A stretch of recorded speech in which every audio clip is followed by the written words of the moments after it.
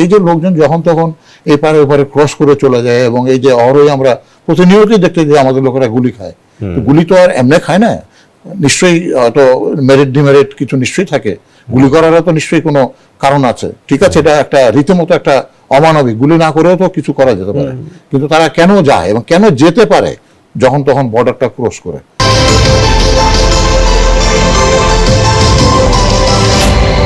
শুধু দর্শক মন্ডলী, আজকের মুক্তির কথা শুরু করছি বিডিআর এর শহীদ নায়েব সুবেদার ওয়াহিদ মিয়া, সিপাহী মাহফুজুর রহমান এবং সিপাহী আব্দুল কাদেরের প্রতি গভীর শ্রদ্ধা জানিয়ে।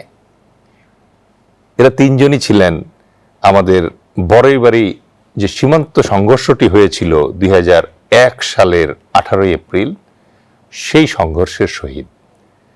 আমরা কি তাদের কথা ভুলে যাব? আজকে আমাদের স্টুডিওতে উপস্থিত আছেন সেই তিন শহীদের একজন, সিপাহী মাহফুজুর রহমানের কমান্ডিং অফিসার, যার কোলে সিপাহী মাহফুজুর রহমান শেষ নিঃশ্বাস ত্যাগ করেছিলেন ভারতীয় বিএসএফ এর গুলিতে। আছেন lieutenant colonel retired Mohammad Shahruzzaman PSC.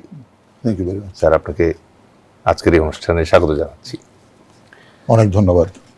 আমাদের সাথে আছেন কর্নেল অবসরপ্রাপ্ত মোহাম্মদ মহসিনুল করিম, যিনি 2001 সালের সেই ভয়াল এপ্রিল মাসে পদুয়া এবং বড়ইবাড়ি সীমান্ত সংঘর্ষের আদ্যপান্ত একজন স্টাফ অফিসার হিসাবে দেখার, জানার এবং বিশ্লেষণ করার সুযোগ পেয়েছিলেন।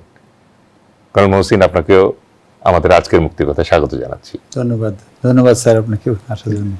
দর্শক মন্ডলী, আমরা জানি বাংলাদেশ এবং ভারত এই দুই দেশের মধ্যে 4096 কিলোমিটার দীর্ঘ একটি সীমান্ত আছে, যা পৃথিবীর 5ম দীর্ঘ সীমান্ত।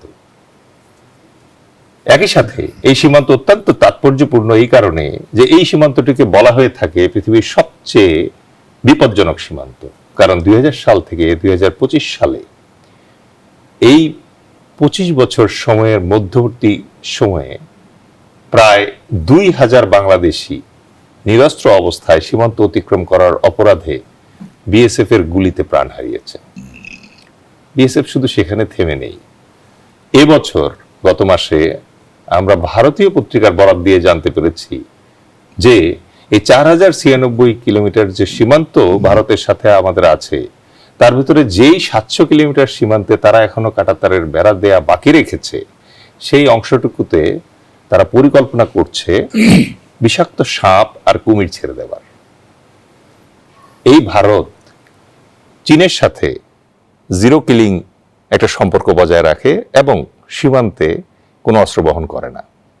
এই বিএসএফ পাকিস্তানের সাথে অত্যন্ত সমীহের সাথে চলে, কিন্তু বাংলাদেশকে বারবার সীমান্তে রক্ত দিতে হয়েছে। আমাদের পদুয়ার ঘটনা দিয়ে যদি আমরা শুরু করি, 2001 সালের 15 এবং 16 এপ্রিল সিলেটের তামাবিল এলাকার পদুয়া গ্রাম, সেই গ্রামে বাংলাদেশের একটি এলাকাকে দীর্ঘদিন ধরে ভারত জবরদখল করে রেখেছিল। সেখানে বসিয়েছিল সীমান্ত চৌকি। এই গল্পটা আমরা শুনব কর্নেল মহসিনের কাছ থেকে, কারণ এই গল্পের ফলশ্রুতিতেই ঠিক একদিন পর আমাদের বড়ইবাড়িতে ভারতীয় বিএসএফ একটা বর্বরোচিত আক্রমণ করেছিল, এবং সেই আক্রমণ বাংলাদেশের বিডিআর জওয়ানরা বীরোচিতভাবে ঠেকিয়ে দিয়েছিল। ওই অংশটুকু শুনবো আবার কর্নেল শাহরুজ্জামান স্যারের কাছ থেকে। শুরু করছি কর্নেল মহসিন আপনার কাছ থেকে। যদি পদুয়ার যে ঘটনাটি একটু সংক্ষেপে আমাদেরকে বলেন। ধন্যবাদ। পদুয়ার ব্যাপারে আসলে আমার আগ্রহ এবং আমার সংশ্লিষ্টতা এমন কিছু না, কিন্তু আমি ব্যক্তিগতভাবে খুবই আগ্রহী ছিলাম, কারণ আমি প্রত্যেকদিন সন্ধ্যায় এই বিবিসির খবর শুনতাম 7:30টায়। তো ওই দিন হঠাৎ দেখেছি বিবিসিতে এই কথাগুলো বলতেছে, দখল করে ফেলছে একটা বিওপি বিডিআর। এটি দেখার পর থেকে দৌড়ে শোনা, গেলাম টেলিভিশনে দেখেছি, হ্যাঁ সেখানেও ইন্ডিয়া টেলিভিশন, সব জায়গায় এই কথাটা বলতেছে। তো আমি এটা একটু জানি বেশি সাধারণ থেকে, বিকজ আমার এই ব্যাটালিয়নের আমি তখন কুমিল্লা চাকরি করতাম। তো কুমিল্লারই একজন অফিসার কুমিল্লা, মানে ওখানে ওর পরেও বদলি হয়ে যায়, ও ফেরত আসে। তো ওর কাছ থেকে আমি পদুয়ার ডিটেলটা শুনেছিলাম। আমার তত্ত্বাবধানে অনেকদিন আগের কথা, 2001 সালের কথা। এখনও কথা হয়, দেখেছি এখনও তারও সব মনে আছে। সব কিছু বলতে পারে। সে ছিল এখানে সম্ভবত ক্যাপ্টেন ছিল তখন, captain Manzur SC, he was the adjutant. CO ছিলেন lieutenant colonel Mushfiq, and two I C ছিল major Abul Kalam Azad, who was the commander of the whole force. যাই হোক, বিডিআর থেকে 800-র কথা বলছি, এত হয়তো হবে না, 3 জন অফিসারকে এক একজনের সাথে সাথে 100 বা 150 করে দিয়ে একটা বাহিনী গঠন করা হয়েছিল। তারপরে শেষ পর্যন্ত মঞ্জুর ছিল ব্যাকে, ওরা 2 জন গিয়েছিল। এবং পদুয়া গ্রামটা কি বাংলাদেশের ছিল না? আচ্ছা, ওটার ইতিহাসটা সেটা হলো যে পদুয়া তো ডেফিনেটলি, পদুয়া যে ক্যাম্পটা, এই ক্যাম্পেরও প্রায় 1 কিলোমিটার পূবে হচ্ছে বর্ডার প্লাস। তাহলে ভারতীয় চৌকি কিভাবে আসলো? আচ্ছা, এটা হলো 71-এ একটা গল্প, যে 71-এ ওটা একটা ইপিআর ক্যাম্প ছিল। ওকে, পদুয়া নামে ইপিআর ক্যাম্প। ইপিআর মানে তো স্টিল পাকিস্তান, পূর্ব পাকিস্তানের ছিল, মানে পাকিস্তানি এলাকার মধ্যে পাকিস্তান রাইফেলসের একটা ক্যাম্প। তো ক্যাম্পটা একটু আইসোলেটেড হওয়ার কারণে, আর তারপরে তো পাকিস্তানের ইপিআর এর তো সংখ্যা অনেক কমে গেল 71-এর এই 26শে মার্চের পরে, বাঙালি সৈনিকরা সব চলে আসলো। তো ওরা কি করছে, ওই ক্যাম্পটাকে ছেড়ে দিয়ে আখালিয়ার যে ব্যাটালিয়ন, তারা জায়গাটা না প্রাগপুর, ওকে, এইখানে ব্যাটালিয়ন করলো একটা হিল টপের উপরে একটা এটা এক ধরনের বর্ডার এনক্রোচমেন্ট, মানে যেরকম আইল ঠেলে নিয়ে যায় দুষ্ট লোক না, সেরকম না। কারণ ওরা ওই ক্যাম্পটাকে নিরাপদ না ভেবে, কারণ ওটা একটা নদীর একটা শাখার আর একটা মেইন নদীর মাঝখানে পড়ছে, ওকে, ফলে জায়গাটা তাদের জন্য নেগোশিয়েট করার জন্য সমস্যা, আর ওরা আইসোলেটেড হওয়ার কারণে তারা ওইখানে আর থাকে নাই। আচ্ছা, না থেকে তারা প্রাগপুরে এসে ক্যাম্প করছে। এই ক্যাম্পে তারা, ক্যাম্প আগেও ছিল, প্রাগপুর ক্যাম্পটা আগেও ছিল, ওইখানে এসে তারা ক্যাম্প থাকলো, আর ওইটাই অ্যাবান্ডেন হয়ে গেল। আচ্ছা, তো অ্যাবান্ডেন হলো, ওইখানে মুক্তিযোদ্ধারা বানালো ক্যাম্প। আচ্ছা, সেই ক্যাম্পটা মুক্তিযোদ্ধাদের প্রোটেকশন দিত বিএসএফ। তো ওই রাত্রিবেলা এসে অপারেশন করে ফেরত যায়, এই অবস্থায় ওরা ওখানে থাকলো। তারপর 16 ডিসেম্বরে তো সব পতাকা তুলে জয় বাংলা বলে চলে আসছে, বাট বিএসএফ আর ছাড়ে নেই। তো এই অবস্থাতে চলতে থাকলো, কারণ বিডিআর অর্গানাইজ হতে তো আরো 3-4 বছর লাগছে, স্ট্রেংথ ছিল না। তো এই মতো অবস্থাতে কিন্তু অনেকে ভুলে গেছে যে এটা কি, এটা আমাদের কি আমাদের না। কিন্তু যখন ওই পোস্টগুলো বর্ডার প্লার চেক করে, এটা তো বিডিআর রুটিন ডিউটি, তখন তারা জানে যে এটা বাংলাদেশের। এই সময় লেখালেখি বা এমনি মিটিং টিটিং হয়েছে, সরকার জানতো যে এই জায়গাটা ডিসপিউট হয়ে গেছে, জানতো। এটা ডিসপিউটেড স্ট্যাটাসটা আবার সম্পূর্ণ ভিন্ন। মানে আমাদের কনস্টিটিউশন মোতাবেক 1971 সালের 26শে ডিসেম্বরে ইস্ট পাকিস্তান যা ছিল, যে এলাকা ছিল, সেটাই বাংলাদেশ। এইটা হলো কনস্টিটিউশনে লেখা। 71 সালের ওই সময়টা কিন্তু এই পাদুয়া বিওপি বা এই জায়গাটা বাংলা, ওখানে প্রায় 230 একর জমি আছে ওইটা সহ পাশে। এবং যেটা তারা কি করছে, সময়ের ব্যবধানে ওইখানে সব খাসিয়া লোকজন নিয়ে এসে ওরা খাসিয়া পুঞ্জি বানাইছে একটা, এই ল্যান্ডটাকে। তো ওইখানে তো খাসিয়া পুঞ্জি, যারা নতুন যারা তারা দেখে ওরা খাসিয়া পুঞ্জি, ওই ক্যাম্প ওরা দখল করছে। তো অ্যাডভার্স পজিশনের তো অনেক ল্যান্ডই আছে, কারণ এই অ্যাডভার্স পজিশন যেটা নর্থ বেঙ্গলের, কিন্তু 111টা সিটমহল হচ্ছে ইন্ডিয়ায় আমাদের, আর এখানে মনে হয় ওদের প্রায় 50। ওরা কখনোই এটা মানতো না যে আমরা সিট বহল আদান প্রদান করি, কারণ ওইখানে আমাদের প্রায় 1000 খানেক একর আমরা অ্যাডভান্টেজ ছিল। আমরা ওই অবরোধের ঘটনাটাই আসি। তো এই জন্যেই তারাও তৎপরতাকে ছিল যে আমরা যদি কোনো জায়গা দখল করতে পারি তাহলে আমরা জাস্ট এটা ছেড়ে দিলাম। আচ্ছা, যাই হোক, তো দখলের ব্যাপারটা এরকম ছিল যে একটা ডিসিশন হলো। তখন এলএম ফজলুর রহমান স্যার হচ্ছে ডিজি ছিলেন। আমি ওদের কাছে শোনা যে ডিজি এসেছিলেন সেক্টর ভিজিটে, তো ওইখানে এটা নিয়ে আলাপ হয়েছে। তো এটা সামহাও ফজলুর স্যারের নলেজে ছিল, না এটা তো মুক্তিযোদ্ধা ক্যাম্প ছিল, আর এই বিউপি তো ইন্ডিয়ার হতেই পারে না। তারপরে এটা তো ফাইনাল হলো যে হ্যাঁ এটা ইন্ডিয়ার না। এবং উনি কিন্তু ওনার কাজ উনি যেভাবে করেছেন, একজন জেনারেল, সরকারের যে অনুমতি ছিল না তা তো না, but nothing is written, it is totally known by the prime minister of that days. এবং উনি প্রাইম মিনিস্টার কে ছিল? হাসিনা। আচ্ছা, হাসিনা ম্যাডাম কিন্তু সব জেনে শুনে, উনি ওইভাবে কনভিন্স করেছে যে এই জমিটা দখলে রাখার দায়িত্ব আমার, এটা রাষ্ট্রের অন্য কোনো বিষয় না, প্রতি ইঞ্চি জমি বিডিআর ডিজি বা বিডিআর বাহিনী দখল করে রাখবে, এটা তার। তো সেই জন্যেই যেভাবে উনি জোশে হোক যেমনি হোক হয়তো সিগন্যাল দিছে, উনি সেক্টরকে বলে দিয়েছে যে জাস্ট ক্যাপচার। তারপর সেক্টর গিয়ে এনসার্কেল করে ফেলছে। এনসার্কেল তো পরে, আগে তো ওরা রেকি করছে, এবং সিভিলিয়ানও তো সেটা সব দিক ছিল সাথে। এই যে একটা খাসিয়া পুঞ্জি উধাও হয়ে গেল কেমনি, তো এরা টেন্স কাটছে চারপাশে। আচ্ছা, প্রথমে যে আমরা মানে টেন্স না কাটলে তো ফায়ার ফেস করা যায় না। এবং ওরা যখন যেতে নিছে তখন মিসফায়ার হয়েছে, অনেক ঘটনা ঘটছে, মিসফায়ারে লোকজন ডিসপার্স হয়ে গেছে। ওরা তখন কিছু সময়, আর যেই মিসফায়ার হয়েছে ওদিক থেকে অনেক ফায়ার হয়েছে, অনেক রাত্রে, সেটা রাত 12টার দিকের কথা। তখন তারা একটা সময় যখন ফায়ার বন্ধ হলো তখন এরা ডিক্লেয়ার দিল যে আমরা কিন্তু এই কজন 3 অফিসার 3 জায়গায় আছে, আর কারোর সাথে নেই, রানার টানার সারা। বললো যে আমরা যাচ্ছি, যে আসবে আসবে, যে আসবে না তার কিন্তু বিচার করা হবে। পরে দেখা গেল যে ওরা যখন মুভ করছে, আর একই করা হয়েছে যে ওখান থেকে কে কোথায় যাবে, কিভাবে সেন্টি ডিসপোজাল করা হবে, সব কিন্তু করা। কিন্তু যেহেতু ওরা সজাগ হয়ে গেছে, ওই ওয়েতে তো আর দখল করা যাবে না। তো ওই সময় যেতে যেতে ওরা যখন ওখানে পৌঁছাইছে, সব টেন্সে ছিল, শুধু কমান্ড এসেলেন এবং আমাদের সুয়েদারে যারা ছিল তারা একটা রাস্তার পাশে শুয়েছিল। দেখে যে ওরা নিচে নামতেছে 5-6 জন লোক, কমান্ডার সহ। তারা জাস্ট একটু ভিজিট করার জন্য, রাতে ফায়ারটার হয়েছে, তো নামতেছে, এরাও উঠে দাঁড়াইলো, কেসে হাল হয়। তারপরে যখন জোনের মধ্যে চলে আসলো তখন হ্যান্ডস আপ করে তাদেরকে ক্যাম্পে উঠাইছে যে কোনো শব্দ করবা না। দ্যাটস হাউ 22 জনের ওদের নাকি টোটাল, আজকেও কনফার্ম করলাম যে 22 জন ওরা ছিল।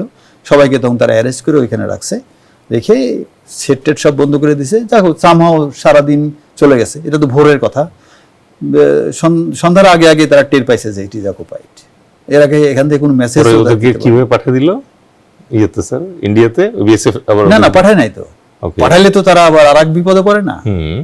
সেজন্য ওদেরকে ওখানেই অস্ত্র নিয়ে যতটুকু পারে বেঁধে টেঁধে রাখছে আর কি। যে এই ক্যাম্পটা কি এখনো আমাদের দখলে আছে? না, ওই তারপরে না ঘটনা ঘটলো যে ওরা তখন ইয়েতে হেলিকপ্টারে কমান্ডো নামালো, তারপরে আর্টিলারি গান নিয়ে আসলো ইন্ডিয়ানরা, এটা দখল করার জন্য। কারণ এটা তো একটা হিল টপে ছিল, এটা তো এমনি দখল করা সম্ভব না। তো তারপরে তারা গান লে করলো, তারপরে যে ব্ল্যাক ক্যাট নামলো, কালো পোশাক পরা লোকজন সব। তো এগুলো নামা দেখে তো এরাও ঘাবড়ায় না গেলেও হয়তো ওই যে মেজর আবুল কালাম আজাদ, ওর সাথে আমি কথা বলতে পারি নাই, হি টুক এ ভেরি ব্রেভ স্টেজ। ওইখানে ছিল, আচ্ছা ছিল। তো তারপর বললেন আমরা তো প্রশ্নই ওঠে না। তারপর এন্টি ট্যাঙ্ক ওয়েপন নেওয়া হলো প্লেন পিছন থেকে। তো তারা বললো যে ইউ কাম, নো প্রবলেম। এই মতো অবস্থাতে তারা দেখলো যে না, এখন সুইসাইড হয়ে যাবে, অ্যাটাক করতেছে না, কিন্তু ঘিরে রাখছে। এই মতো অবস্থায় যখন একটা মানে এমন অবস্থা হলো যে কেউ কিছু করতে পারতেছে না, তখন তারা এই বুদ্ধিটা করছে যে এমন কোনো জায়গা দখল করো যেটা নিয়ে বার্গেনিং করবো। তা আমার তো মাথায় সাথে সাথে আসে যে আমি তো বড়াইবাড়ি দেখে আসছি, ওই জায়গাটা হলো বড়াইবাড়ি গ্রামটা ইন্ডিয়ার, বসবাসকারীরা বাংলাদেশি সিটিজেন। রৌমারির ঘটনাটা এটার সঙ্গে হ্যাঁ এইভাবে জড়িত। তাহলে স্যার আপনার কাছে আবার আসবো, রৌমারির ঘটনাটাতে একটু যাই।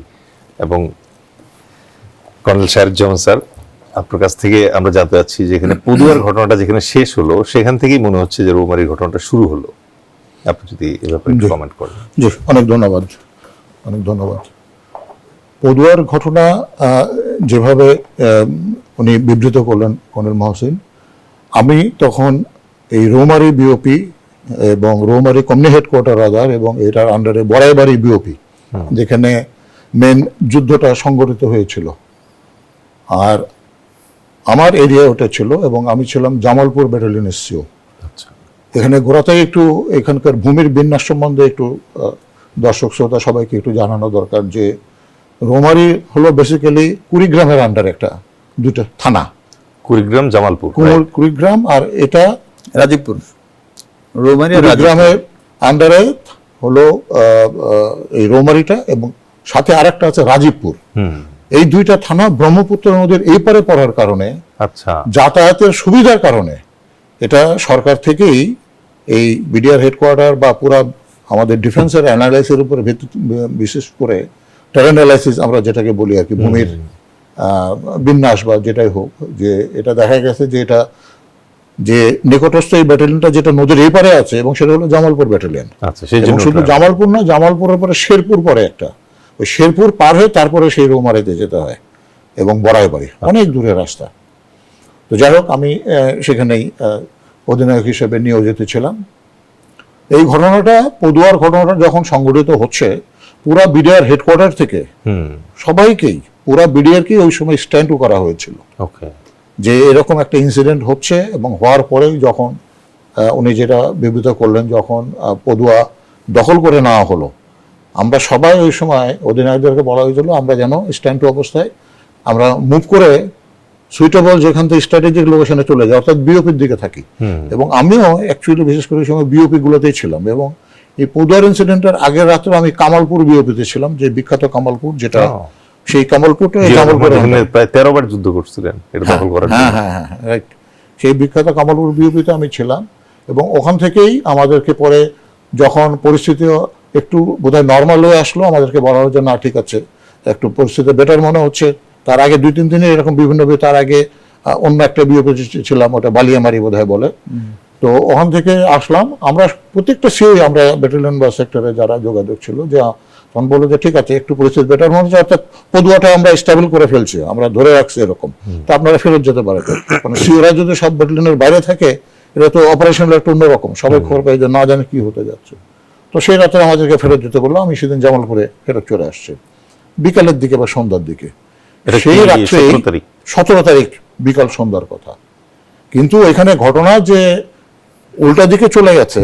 তারা যে প্ল্যান করেছে যে যেহেতু পদুয়াটা ছেড়ে দিতে হলো। নিয়ে গেছে বাংলাদেশ, সুতরাং এটাকে একটা, তো এমনিতে আমরা ফেরত পাচ্ছি না এটা। তো ফেরত পাওয়ার তরিকা যেটা আমাদের আর্মিতে বা যেটা যে অন্য একটা কিছু ধরে তারপর এটার সাথে বার্গেনিং করা। তো তারা তখন চিন্তা ভাবনা করে বের করেছে, উনি যেটা বলতেছিলেন যে Padua is one of the place যেটা খুব ভালনারেবল একটা বিওপি, এবং মেন লাইন থেকে ডিট্যাচড, এবং ব্যাটালিয়ন হেডকোয়ার্টার থেকে প্রায় 100 কিলোমিটারের উপরে এটার ডিস্টেন্স, 120 বা এরকম ছিল। কমিউনি হেডকোয়ার্টার রোমারি, সেখান থেকে ওখানে যেতে লাগে প্রায় 2 ঘন্টা। আশেপাশের বিওপি যেটা আসলে একটা ইসলামারি আর একটা খেয়ারছড়, এই ধরনের আরো বিওপি যে 2-3টা, একটা থেকে আরেকটা এরকম নদী নালা সবকিছু কারণে রাস্তাঘাট খুব খারাপ অবস্থা, ওখানে যাওয়া যায় না, ওখানে হেঁটে যাওয়া ছাড়া কোনো উপায় নাই। আর এখান থেকে জামালপুর থেকে ওই জায়গাতে যেতে টোটাল 4টা নদী পড়ে এবং 4টাই ফেরি। ওখানে এমন না যে ব্রিজ আছে, ওই সময় হয় নাই, আজ থেকে 25 বছর আগের কথা বলছি আমি, 2001 সালের কথা। তারপরে এগুলো ইনিশিয়াল কন্টাক্ট রিপোর্ট কখন পেলেন স্যার? ইনিশিয়াল কন্ট্যাক্ট রিপোর্ট পেলাম তো এটা হলো ওই রাত্রেই, যখন আমরা আছি রাত তখন অ্যারাউন্ড 3টার মতো বাজছে আমার যেটা মনে হচ্ছে। আমি তখন ব্যাটালিয়ন হেডকোয়ার্টার আমার আমার আমার লোকেশনে আমি আছি, আমাকে আমার টেলিফোন আসলো। টেলিফোনে এসে আমি খবর পেলাম রাত্রে ঘুম থেকে উঠে ওয়্যারলেস আমার কন্ট্রোল রুম থেকে টেলিফোন আসছে হলো থেকে, যে অপারেটর কণ্ঠ শুনে বুঝে ফেলছি যে ঘটনা অন্য কিছু হয়ে গেছে। যে সেও দেখি যে এই অলসো শিভারিং অ্যান্ড ট্রেমলিং, যে স্যার ঘটনা একটা ঘটে গেছে, বিশাল ইমার্জেন্সি। বলে কি ইমার্জেন্সি? আমাদের বরাইবাড়ি বিওপিতে গোলাগুলি হচ্ছে। একেবারে এই কথা সে বললো, বরাইবাড়ি বিওপিতে বিএসএফ অ্যাটাক করছে, ওখানে রীতিমতো গোলাগুলি হচ্ছে। এই অপারেটরটা কোথাকার স্যার? আমার ব্যাটালিয়ন হেডকোয়ার্টার ওয়্যারলেসে খবর পেয়ে আমাকে টেলিফোনে আমাকে জানাচ্ছে আমার বাসায়, আমি যেখানে আমি আমার লোকেশনে আর কি, অর্থাৎ ব্যাটালিয়ন হেডকোয়ার্টারে যে কন্ট্রোল রুম থাকে না, ওখান থেকে এক্সচেঞ্জ থাকে, এক্সচেঞ্জ থেকে আমাকে জানাচ্ছে।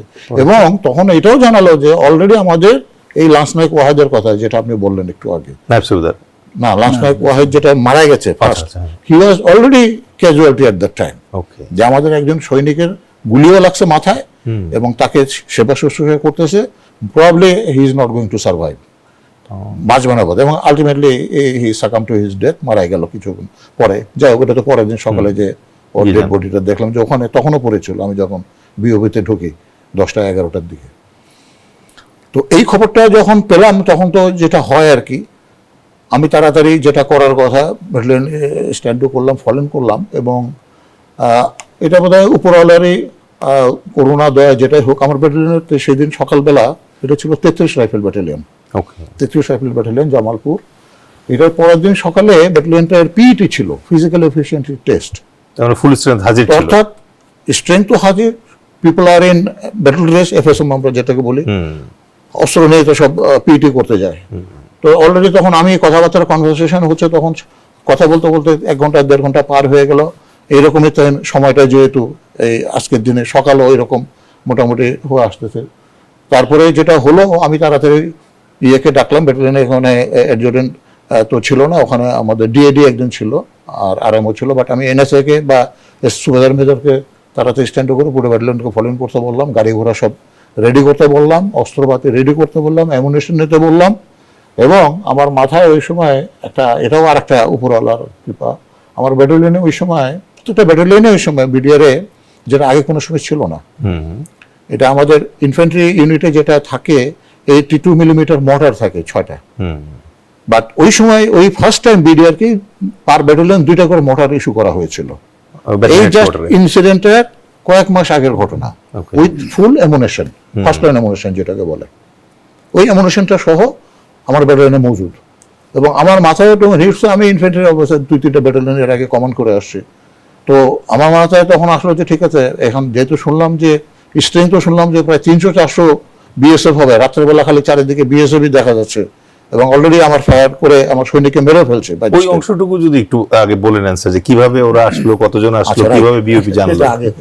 ব্যাপারটা হলো যে এই জিনিসটা যেটা শুনলাম এটা, এবং পরে যে পরের দিন সকালে যেটা যে হাজির হলাম, ওই দিন রাত্রেবেলা এই যে 2:30-3টার দিকেই বা তারও আগে বোধহয় 1:30-2টার দিকে ওরা যে আমার বিওপির জাস্ট পরে হলো একটা গ্রাম, বড়াইবাড়ি গ্রাম, একটু লম্বালম্বি ভাবে, বিওপিটা তার পেছনে, এবং ওই গ্রামটার থেকে 200-250 গজ পরে হলো কাঁটাতারের বেড়া, অর্থাৎ ভারতীয়দের কাঁটাতারের বেড়া, আমাদের তো আর কাঁটাতারের বেড়া না। না। এবং কাঁটাতারের বেড়ার উপরে হলো প্যারালাল রাস্তা, পুরা রাস্তা। এদের কমিউনিকেশন প্লাস প্রোটেকশন, সিকিউরিটি সবকিছু একেবারে সুন্দর। কিন্তু ওর এই পারে আসলেই আমাদের হলো ধানক্ষেত, আমাদের হলো গ্রাম, আমাদের একটা এরকম আইসোলেটেড বিওপি, নো কমিউনিকেশন, এইরকম একটা অবস্থা। তো আমার আর একটু জানা ছিল এই কারণে যে ওই বিওপিতেই জাস্ট 15-20 দিন আগে আমি ঘুরে আসছিলাম, আচ্ছা। এবং পুরো এলাকাটা রেকি করে, এবং তখনই আমার মাথার মধ্যে কেমন যেন হিট করেছিল যে এরকম একটা বিওপি এত আইসোলেটেড অবস্থায় যদি কিছু হয়ে যায়, ওই পারে দেখা যাচ্ছে ইন্ডিয়া সবকিছু দেখা যাচ্ছে, যখন তখন একটা কিছু তো হয়ে যেতে পারে। আমি তখনই এটা মোটামুটি ওখানকার প্ল্যান প্রোগ্রাম করে ওই লোকজনকে ব্রিফ করা, আমাদের সিকিউরিটি অ্যালার্ম স্কিম যেগুলি হয় আর কি ইউনিটে, সেভাবে বা ব্রিফ করা, আমি সিও হিসাবে অনেকক্ষণ ওখানে হাঁটাহাঁটি করে ঘুরে ঘুরে দেখা দিয়ে বলে দিয়ে আসছিলাম। তো সেটা অনেকটা কাজে লেগেছে, এবং আমাকেও হেল্প করেছে এই জিনিসটা বোঝার জন্য আর কি অন গ্রাউন্ড। তো যাই হোক, যেটা বলছিলাম যে ওরা এভাবে রাতের বেলা যখন ইন করলো, তখন ওই আমাদের গ্রামটাতে যখন ঢুকেছে, গ্রামের আশেপাশে যে ধান ক্ষেত যেগুলি আছে চাষাবাদের জন্য, ওই এলাকার লোকজন এই যে এই গরমের সময় তো পানি দিতে হয়, ওই যে শ্যালো ওয়াটার মেশিন যে থাকে, ওই মেশিনের চালু করে ওরা ওখানে বসে থাকে, পানি দেয় আর কি, পানি ডিস্ট্রিবিউট করে।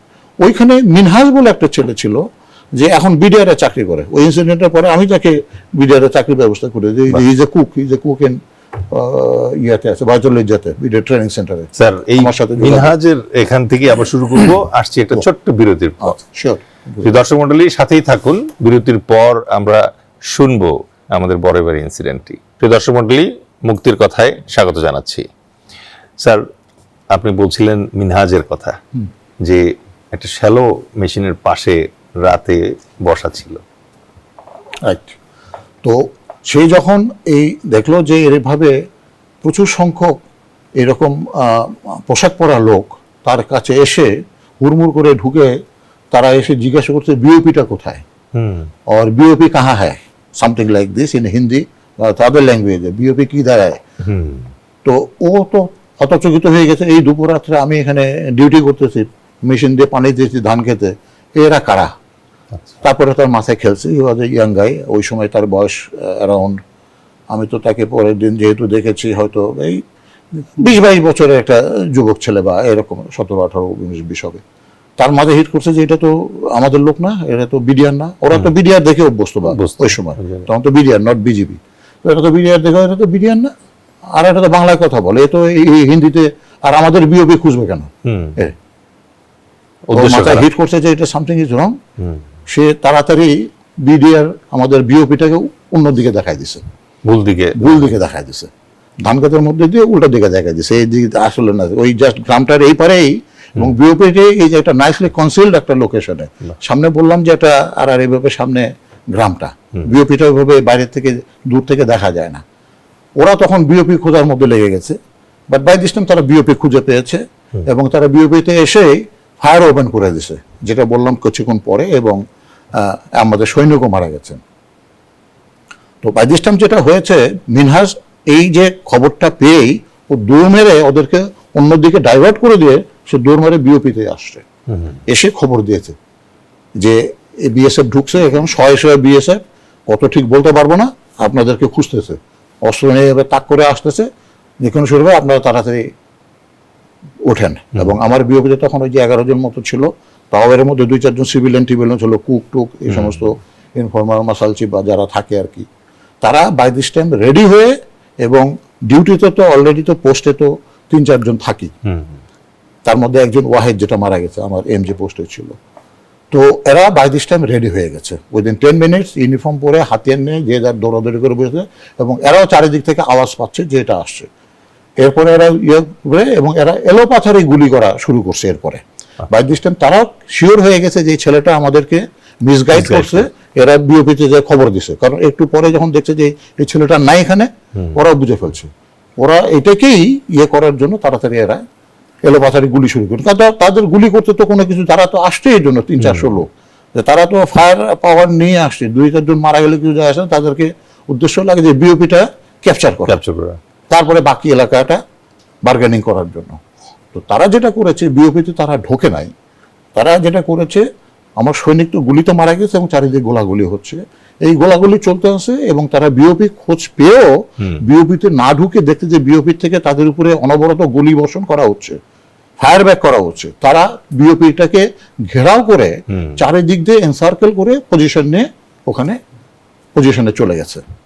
আমি যখন সকাল এখানে 9টার দিকে ওখানে পৌঁছেছি, 9টা 9:30 দিকে হবে, আমি যে ওই অবস্থা পেয়েছি, মানে encircle by BSF and hundreds of BSF, এবং পরে তো সেটা শুনলাম যে এটা more than 300, হ্যাঁ, around 3 company, and that was headed by তাদের যে ডেপুটি কমান্ড্যান্ট ছিল দ্যাট বিএসএফ ব্যাটালিয়ন, খুব সম্ভবত এটা 76 BSF battalion or something like this, ওই বিএসএফ ব্যাটালিয়নের যে ডেপুটি কমান্ড্যান্ট উনি এইটা লিড করতেছিলেন।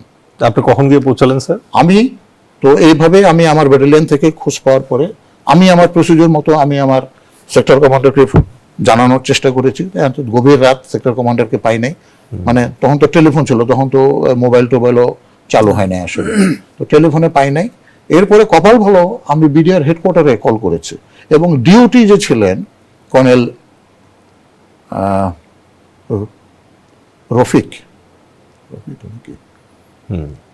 কর্নেল রফিক বিডিবির duty director operation and training, হ্যাঁ, ওনাকে পেয়েছি। কর্নেল রফিক ছিলেন উনি সিগন্যালসে SSC 3 আমার 2 বেচার করে।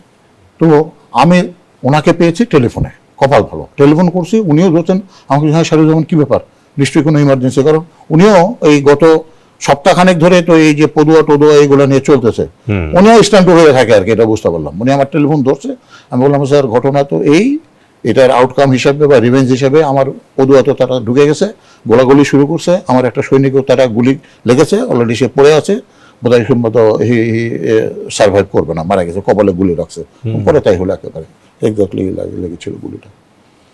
তারপরে উনি বললেন যে তাই নাকি, তুমি তাড়াতাড়ি যা করার করো, এজ এ সিও তুমি তো আমাকে বলছো হট টু বি ডান, তুমি তাড়াতাড়ি পুরো ব্যাটালিয়ন মোবিলাইজ করো, তোমার ওখানে বিওপি আশেপাশে যতগুলি আছে সেগুলো থেকে কোম্পানি লোকজন ওই বিওপির দিকে রিএনফোর্স করো, আর তুমি এখান থেকে মুভ করে চলে যাও, যত পারো তোমার ইয়ে নিয়ে বিডিআর ফোর্স নিয়ে তুমি এখান থেকে মুভ করো। তো বাই দিস টাইম যেটা হলো, উনি আবার সাথে সাথে এই জিনিসটা DG BDR general ALM Fazlur রহমানকে উনি জানিয়েছেন, উনিও ওনাকে টেলিফোন করেন, যেমন ফজলুর রহমানও উনিও ইয়েতে ছিলেন তখন বোধহয়। তো বাই দিস টাইম ফজরের নামাজ পড়ার টাইম হচ্ছে বা আজান হচ্ছে হবে, উনিও উঠে গেছেন, উনিও পরে আমার সাথে কথা বলেছেন। ওনার সাথে কথা বলে উনি আবার আমার আগে কমান্ডিং অফিসার ছিলেন 42 ইস্ট বেঙ্গল রেজিমেন্ট 91-92 কথা, মানে প্রায় 8-9 বছর আগে। তো আমার সাথে যেহেতু আগের থেকে পরিচিত, আমাকে বলে শাহরুজ্জামান তো এই কথা বুঝতে পারছি, এরা এই জন্য এরা ঢুকছে, তুমি তাড়াতাড়ি পুরো ইয়ে নিয়ে তুমি বের হয়ে চলে যাও, অ্যান্ড যেটা করার as per procedure do and then beat দেন। আমাকে উনি পরিষ্কার নিজেও বলে দিলেন, আর আমিও তাড়াতাড়ি ওখান থেকে পুরা আমার ফৌজ নিয়ে, খুব সম্ভবত আমার জিপ আরও 1টা বা 2টা পিক আপ আর গোটা 3 টান মধ্যে অ্যারাউন্ড 75 বা 80-90 ট্রুপস নিয়ে, তারপরে আমার এই মডার্ন নিয়ে অ্যামুনিশন নিয়ে এই সময় যা নিয়ে আমি ফজরের নামাজের আগেই মুভ করে বের হয়ে চলে গেলাম আমি। হ্যাঁ, এই বের হয়ে যে তারপরে এই যে ওখান থেকে যাওয়ার সময় যে রাস্তাটা জামালপুর থেকে বের হয়ে এই যমুনা নদী, তখন এটাতে ব্রিজ হয় নাই, এখন তো ব্রিজ হয়ে গেছে জামালপুর আর শেরপুরের মাঝখানে, এটা যে নদীটা ব্রহ্মপুত্র নদী, যমুনা নদী ব্রহ্মপুত্র, ময়মনসিংহ হয়ে যে নদীটা আসছে ফেরিতে, হ্যাঁ তখন ফেরিতে ক্রস করে যেতে হয়েছে, তো ফেরিতে কত সময় লাগে। এখানে যাওয়ার পরে এরপরে আরো 3টা নদী, সানন্দবাড়ি ঘাট বলে একটা আছে, সেখানেও এরকম ছিল, যেটা বোধহয় খুব সম্ভবত কুড়িগ্রাম আর জামালপুর বা শেরপুরের মাঝামাঝি, কামালপুর পার হওয়ার পরে। এরপরে জিঞ্জিরাম বলে আর একটা নদী আছে, ছোট নদী। লোকালসরা কেমন সাপোর্ট দিল তখন স্যার? মানে পাবলিক সাপোর্ট করতে পারে। হ্যাঁ, ফেরি পারাপারের ক্ষেত্রে না, সেটা দেওয়ার ভেরি বাই দিস টাইম খবর হয়ে গেছে, মানে গুলির আওয়াজ। আমি যখন এই সানন্দবাড়ি ঘাট পার হয়ে গেছি তখন আমি গুলির আওয়াজ পাচ্ছি। আচ্ছা, এবং যাওয়ার পথে যেটা বললাম যে দেখতেছি যখন মোটামুটি এই যে সানন্দবাড়ি ঘাট পার হয়ে আরো দিকে যাচ্ছি, তখন দেখলাম যে লোকজন ওই যুদ্ধের মাঠ থেকে যেভাবে শরণার্থীরা যেভাবে পালায়, এইরকম একটা অবস্থা। লোকজন running away from the border. আচ্ছা, এত পরিমাণ গোলাগুলি, এবং মেনলি গোলাগুলি করতেছে বিএসএফ। তাদের তো ফার পাওয়ার অবস্থা, তারা তো 3 কোম্পানি ঢুকাইছে এবং বর্ডারের ওই পার থেকেও তারা ওখানে পুরা একেবারে ডেপ্লয় করে, এবং তাদের তো রাস্তাটা উঁচু রাস্তা, ওই রাস্তার উপরে ডেপ্লয় করে তারা ওখান থেকে সমানে গুলি মেরে যাচ্ছে। আচ্ছা, অনেক ক্ষেত্রে আমার যেটা মনে হলো যেটা এক্সাজারেশনও ছিল আর কি, আমাদেরকে ভয় ভীতি এবং প্যানিক করার জন্য, যে তাদের যে পাওয়ার দেখানোর জন্য, যাতে লোকজন এলাকা ছেড়ে ভাগে, তাদের আর কোনো অসুবিধা না হয়, আচ্ছা, এলাকাটা ক্যাপচার করে। যেটা আমাদের একটা ট্যাকটিক্সের মধ্যে একটা, মানুষকে ভয় ভীতি ইন্টিমিডেট করতে পারলে লোকজন ভাববে তুমি আস্তে করে ওখানে যে বসে গেলা। তো যাই হোক, ওখানে যাওয়ার পথে এটা পেলাম। এবং নট অনলি দ্যাট, যাওয়ার পথে আমি যেটা বললাম যে ওই যে একটু আগে একটু বলতে আমার সাথে কথা হচ্ছিল যে লোকাল এমপি যিনি ছিলেন, এই ওই ভদ্রলোকও দেখি উনিও মানে একইভাবে ফ্যামিলি সহ চলে যাচ্ছেন। আমার সাথে দেখা হলো, আমি বললাম যে কি ব্যাপার, আপনি না থাকলে তো অসুবিধা হবে। বললো না, যেটাই হোক আর কি, উনি এই got scared and all this thing, দেখি যে উনি জিপে করে চলে যাচ্ছে। আমি বললাম যে তাহলে এটা তো অসুবিধা, তো লোকজন তো আরো ভয় পেয়ে যাবে, আপনি সবাইকে একটু বলে দেন। তবে না, আমি আমার লোকজন বলে আসছে আমার শরীর একটু অসুস্থ, এই সমস্ত কি যেন উনি বললেন। আমি তো বুঝতে পারছি বয়স্ক লোক, আমি আর ওনাকে আর এমপি মানুষ, মেম্বার অফ দ্য পার্লামেন্ট ওই সময়। তারপরে আমি আমার ফোর্স নিয়ে চলে আসলাম। ক্যাম্পে চলে গেলেন সরাসরি? না, ক্যাম্পে না, ওখান থেকে পার হয়ে আসতেছি, এসে লাস্টে যে জিঞ্জিরাম নদী, এটা বললাম ছোট একটা খাল, ওইখান থেকে আমি দেখলাম যে যেখানে বিওপিটা দূর থেকে বোঝা যাচ্ছে আরো 1.5-2 কিলোমিটার, ওখান থেকে আমি হেঁটে প্রায় 3-4 কিলোমিটার ডেটন নিয়ে ওই এলাকার লোকজন বাই দিস টাইম আমাদের আশেপাশে চলে আসছে। যখন আমাকে আসতে দেখতে যে কমান্ডিং অফিসার নিজে আসছে, এবং রাস্তার মধ্যে যেটা কথাবার্তা হচ্ছে আমার সৈনিকদের সাথে বিওপির, বিষয়টা হলো যে তারা আমাকে বলতে দেয় যে স্যার আপনি যদি না আসেন, আমরা এখানে তো বিওপিতে আটকা পড়ে গেছি, আমাদেরকে এরা মেরে ফেলবে। এটা নর্মাল ফ্যাক্ট, যেটা আর কি বিওপির মধ্যে দেয়ার স্টাক আপ। নায়ব সুবেদার একজন ছিল আব্দুল্লাহ, আমার নাম এখনো মনে আছে, একজন হাবিলদার ছিল বোধহয়, খুব সম্ভবত নামটা বলে গেলাম, রফিক বা কি নাম, এতদিন আগেকার কথা। এরা সবাই রীতিমতো দেয়ার ক্রাইং, সোজা কথা, কান্নাকাটি পরিষ্কার করতেছে, আমরা তার ঘেরাও পড়ে গেছি, চারিদিকে গিজগিজ করতেছে, আমাদেরকে মেরে ফেলে, আপনি যদি না আসেন, আমাদেরকে যে উদ্ধার না করেন, আমাদের আর বাঁচার কোনো উপায় না। তখন as a commanding officer, as a good soldier, যেটা করার আমি সেটাই করলাম, যে না আমি আসতেছি, আপনারা ওখানে থাকেন, তুমি ওখানে থাকো, আমি আছি। আমি রোডে বের হয়ে গেছি, আমি আসতেছি, আমি আই এম কামিং। এবং আসার পথে এই কতক্ষণ পরপরই তাদের সাথে আমার যোগাযোগ হচ্ছে, এবং আমি তাদের কাছ থেকে সিচুয়েশনটা মনিটর করতে করতে আসতেছি যে কি অবস্থা দাঁড়াচ্ছে। তখন তারা বললো যে তারা এখনো ধরে আছে, বাট এনে আমি যখন পৌঁছে গেছি তখন এসে অবশ্য দেখতে তারা আর টিকতে পারেনি, তারা এবারে চলে আসছিল। কটার দিকে এটা আনুমানিক? এটা আনুমানিক হবে, আমি তো রওনা দিয়েছিলাম আনুমানিক, বললাম তো এরকম বিওপিতে বিওপিতে আমি পৌঁছেছি। বিওপিতে পৌঁছার আগেই তো ঘটনা আরো অনেক বাকি আছে। বিওপি তো তার একবারে বিওপি ক্লিয়ার করতে যেই তো দেখি যে আমি বিওপির আগে যে একটা ছোট্ট একটা ওই নদী পার হয়ে এসে আমি পিছন দিক দিয়ে এসে ডমিনেটিং গ্রাউন্ডে বসলাম, এবং বিওপি এবং ওই জায়গাটার মাঝখানে আর একটা লাস্ট একটা খাল, এই খালটার নাম হলো ধরণী খাল। ধরণী খাল, গভীর খালে, এই খালটার পার হয়ে আমার বিওপিটা ওই পারে একটা সুন্দর একটা ঝোপের মধ্যে আর কি, চারিদিকে গাছপালা, তারপর হলো গ্রামটা। ওখানে এসে এই এলাকার লোকজন এবং আমার সৈনিকরা দেখাচ্ছে, বলে স্যার ওই যে দেখেন সব বিএসএফ শুয়ে আছে। অর্থাৎ বিএসএফ আমার বিওপি ক্রস করে এসে এই পারে এসে তারা পজিশন নিয়ে ওখানে বিওপির দিকে মুখ করে হয়ে আছে। এবং তখন কড়া রোদ, কিন্তু এই যে এই সময়কার ঘটনাই তো 18 এপ্রিল, আজকে 16 এপ্রিল, প্রচন্ড, এই প্রায় বৈশাখ মাসে তো এটা। হ্যাঁ, এই গরমের মধ্যে তারা বাই দিস টাইম, কারণ রাত্রেবেলা তারা আসছে তো রাত হয়তো 12টা-1টার দিকে তার কাটা ক্রস করে আসছে, সারা রাত এই অবস্থাতে, খাওয়া নাই দাওয়া নাই কিছু নাই। হ্যাঁ, দেয়ার অল্প দেখতেছে, আমি দূর থেকে দেখে আমার প্রথমে বিশ্বাস হয় নাই, তারপরে চোখে বাইনোকুলার লাগাইছে, আরে তাই তো দেখি আমার সামনেই, না ওরাও আমাকে দেখতেছে, বাট ওদের নড়ার মতো অবস্থা নাই দেখি অনেকটা, দে আর সেট অফ, মানে টায়ার্ড অ্যান্ড লাইক এনিথিং। কারণ এত রাত্রের বেলা আসছে, তারা তো আর পানিও পাচ্ছে না, বুঝতে পারতেছে। খাবার দাওয়া তো আর ওরা হয়তো ভাবছিল যে ভাই সকালবেলা বাই দিস টাইম এটা হয়ে যাবে, এটা একটা হিসাব কিতাব হয়ে যাবে, আমরা তারপরে আমাদের সাপ্লাই চলে আসবে, আমরা এখান থেকে ঠিকঠাক মতো হয়ে যাবে। কিন্তু এই ঘটনা যে ঘটবে তাদেরকে ওইভাবে বলার কথা, বা আমরাও যে এখানে ফাইট ব্যাক করবো এত কিছু, ওটা তারা বোধহয় আসলে মাথার মধ্যে ক্যালকুলেট করে না। আর আমার বিওপি ছাড়াও যে আশেপাশের থেকে আরো 4-5টা বিওপি থেকে, আর প্রত্যেকটা বিওপি থেকে 8 জন 10 জন 12 জন করে এসে মোটামুটি ভাবে 50-60 জন, এরাও তো ওদের উপর ফায়ার করা শুরু করছে দূর থেকে। এবং আমি যখন আসছি তখন মোটামুটি একটা ব্যালেন্সিং এর মতো অবস্থায় আসছে। আমার সাথেও যারা আছে 40-50 জন, এবং আমার সাথে তো বললাম যে আমি এটা দেখতেছি যে তারা শুয়ে আছে, প্লাস আমি যেটা বললাম যে মোটর নিয়ে আসছিলাম, আমি তো মোটরও ফায়ার করেছি অনেক, যে কারণ দেখলাম যে এত ফোর্স এত কিছু। এবং আমাকে কখন ফায়ার ওপেন করলেন? ফায়ার আমি ওপেন করেছি এইটা যখন এই পাশে যখন এসে দেখতে পারলাম যে তারা এইভাবে আমার বিওপি একেবারে গিজগিজ করতেছে, এবং ওই পার পর্যন্ত রাস্তা পর্যন্ত দেখি যারা সব দাঁড়ানো। ইট উড বি অ্যারাউন্ড, আমার যেটা মনে হয় 9টা-9:30 দিকে হবে। আচ্ছা, 9টা-9:30 দিকে হবে। তখন আপনি ফায়ার ওপেন করেছেন? আমি ফায়ার ওপেন করেছি, কারণ ফায়ার তো অলরেডি চলতেছেই। ফায়ার ওপেন করা মানে কি, আমার লোকজন তো রাত্রে থেকে ফায়ার করেই যাচ্ছে। না, মানে আপনার টিমটা যেটা আমার টিমটা, আমি সেটাই বললাম, আমার টিমটা প্লাস বেসিক্যালি যে মানে মেজর ফায়ার যেটা করা, mortar fire and all this thing, এটাও 9:30টার দিকে আমি শুরু করলাম। তখন ওদের তখন শুরু হয়ে গেল রীতিমতো দৌড় কাকে বলে, উঠে তখন রীতিমতো যখন পয়েন্ট ব্ল্যাঙ্ক রেঞ্জে তাদের গায়ে যখন হিট করতেছে গুলি, তখন তো আর কোনো উপায় থাকে না। এর আগে তো গোলাগুলি হচ্ছে হে ওয়াইল, মাথার উপর দিয়ে গুলি যাচ্ছে, আমাদের যা হয় আর কি, চোখ বন্ধ করে উপর দিকে নল করে ফায়ার করে।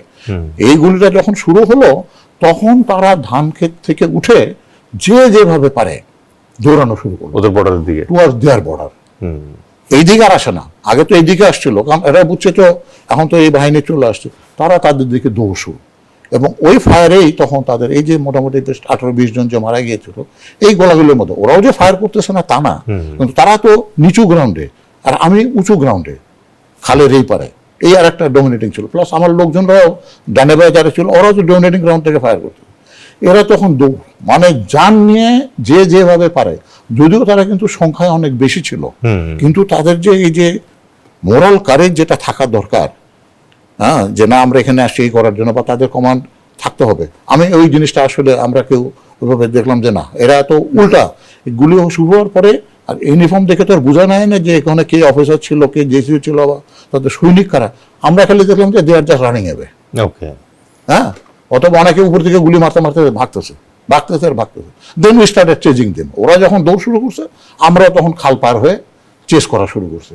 তখন কি আপনার টিমের সাথে দেখা হলো, বিওপি টিমের সাথে? তখন বিওপি টিমের সাথে আমার দেখা, ওরাও তখন বের হয়ে আসছে, আশেপাশেই ছিল আর কি।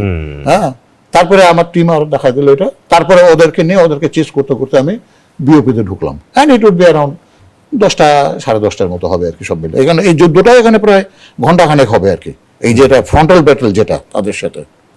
তো ফার্স্ট ড্যামেজ অ্যাসেসমেন্টে কত ডেড বডি পেলেন স্যার? আমরা ডেড বডি ইন টোটাল পেয়েছিলাম আমার যদ্দূর মনে পড়ে 16টা, এবং ওরা আরো বেশ কিছু ডেড বডি নিয়ে গিয়েছিল। এবং এই যে মোটর ফায়ারেও ওদের তো পজিশনটা ওই পারে, আমাদেরকে ওখানকার লোকজনই দেখাচ্ছিল যে স্যার ওই রাস্তার ওই পারে বোধ বিএসএফ ওখানে বসে আছে, কনসেন্ট্রেট করে আছে, এবং একটা ব্যাটালিয়নকে বোধহয় অ্যাটাক করার জন্য দিয়েছে, এবং আরো মনে হয় 2-3টা ব্যাটালিয়ন ওখানে, যেটা আমরা রিইনফোর্স বা রিজার্ভ হিসেবে বলি, সেই হিসেবে ওখানে ছিল ওরা। আমাকে এই যারা ওখানকার বাঙালিরা, ওরা দেখাচ্ছে স্যার ওই সামনে দেখতেছেন ওই বিল্ডিংটা দেখাচ্ছে দূরে, প্রায় 1000 গজ দূরে বা 1500 গজ দূরে একটা বিল্ডিং এর মতো দেখা যাচ্ছে, এটা ওইখানে এরা সব আছে, একটা স্কুল বা মাদ্রাসি বললাম আমরা। ওখানে ওই মোটর যেভাবে এনগেজ করে, আইডিয়া যেহেতু ছিল, ওইভাবে এনগেজ করেছে, এবং তারা ওখানে বেশ কিছু ক্যাজুয়ালিটি হয়েছে, এবং পড়াশোনা যেটা বেশ কিছু লট অফ ক্যাজুয়ালিটিস। স্যার আমাদের বর্ডারের ভেতরে আমাদের বিওপিতে আমরা প্রায় 18-20 জনের মতো পেলাম। হ্যাঁ, আমাদের এলাকার ভিতরে, আমাদের বিওপি তো না, এলাকা ইন আওয়ার এরিয়া পেয়েছি বলেই তো আমরা ধরতে পেরেছি যে দে ইনফিল্ট্রেটেড। ওই জিনিসগুলো আমরা যদি ডেড বডি আনার অর্থ হলো, বা আনার তো আমাকে সাথে সাথে ওখান থেকে, আমি তো in contact with the headquarter, আমাকে বলছে যে তাড়াতাড়ি ডেড বডিগুলো আমাদের ভিতরে পাঠিয়ে দাও, কারণ এগুলো যদি আমরা এগুলো সিকিউর না করি তাহলে কিন্তু ওই আবার ডেড বডিগুলো যদি নিয়ে যায়, তখন বলবো যে আমরা তো ভিতরে ঢুকি না, আসেই নাই, আমরা তো আসি নাই। তো এরপরে যুদ্ধ যে ওখানে শেষ হলো 10টার দিকে, তারপরে কি আর কোনো মানে যুদ্ধ ছিল না? এরপরে তো ইট কন্টিনিউড ফর অ্যারাউন্ড আনাদার আরো 1.5-2 দিন এইভাবে গোলাগুলি চলছিল। তখন তো যুদ্ধ চলে গেল আইবিতে, ইন্টারন্যাশনাল বাউন্ডারিতে চলে গেল। এবং পরের দিন ওই যা বললাম যে 2 জন সৈনিক, এবং ওই যে আমি যখন বিওপিতে ঢুকছি একটা ইনসিডেন্ট, এখানে আমার রানারটা যে মারা গেল এবং সিগন্যালার যে আহত হলো, এই যখন আমি ওদেরকে চেস করে ভিতরে ঢুকতে যাচ্ছি, এই সময় ওই পার থেকে যেটা এমজির ফায়ার আসছে, ফায়ার তো হচ্ছিল, এবং আমার সাথে আমি যেটা বুঝি আর কি, যে আমার সাথে যেহেতু ওয়্যারলেস অপারেটর ছিল, আমার কাদের মধ্যে আমাদের ওই যে অপারেটর PSC-77 টাইপের এবং রানার, ওরা দূর থেকে যেভাবে হোক আমাকেই, আরো আহত হতে হয়েছে আমাদের, তো বেশ 15-20 জন তো গুলি লেগছে কারো হাতে পায়ে এদিক সেদিক, এটা ঠিক আছে। কিন্তু এই গুলিটা এসে পুরো একটা মনে হলো ব্লাস্ট অফ ফায়ার ঝাঁ করে আসলো, এবং আমি দেখলাম যে আমার রানার গুলি খেয়ে আমার পায়ের উপরে পড়ে গেল, হাতের উপরে পড়ে গেল, জাস্ট এই জায়গায়, এই সৈনিক মাহফুজুর রহমান।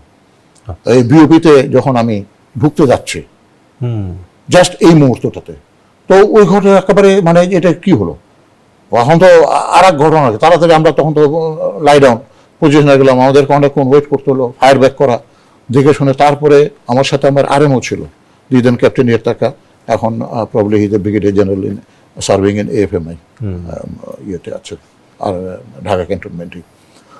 হ্যাঁ, তখন আমি তো দেখলাম এই অবস্থা, এবং ওই সময় শুধু তাই না, ওই BSF গুলি খাওয়ার ওখানে পড়ে আছে, 2 জন BSF কে আহত অবস্থায়, আমি ওই 2 জন BSF কেও গুলি খেয়ে যেহেতু আহত হয়েছে, মানে just as a soldierly attitude and humanitarian, যেটা যুদ্ধের মাঠে যেটা করণীয়, আমি ওই 2 জন BSF কেও ইভ্যাকুয়েট করে আমি ঢাকা মানে BDR ক্যান্টনমেন্টে পাঠিয়েছি, এবং হেলিকপ্টার গিয়েছিল ওই সময় এই তাদেরকে ইভ্যাকুয়েট করে আনার জন্য। এবং সেই হেলিকপ্টারটা গেছে রৌমারিতে, রৌমারি ওখান থেকে এই যে বললামই তো মোটামুটি আরো 2-3 ঘন্টার রাস্তা, কারণ এদেরকে তো ভ্যান গাড়িতে করে, ঘাড়ে করে, অমুক করে, যেভাবে হোক কোনোভাবে নিয়ে যেতে হয়েছে, ওই পারে নেওয়া করে আবার ভ্যান গাড়িতে করে রৌমারি পর্যন্ত নিয়ে যেতে হয়েছে।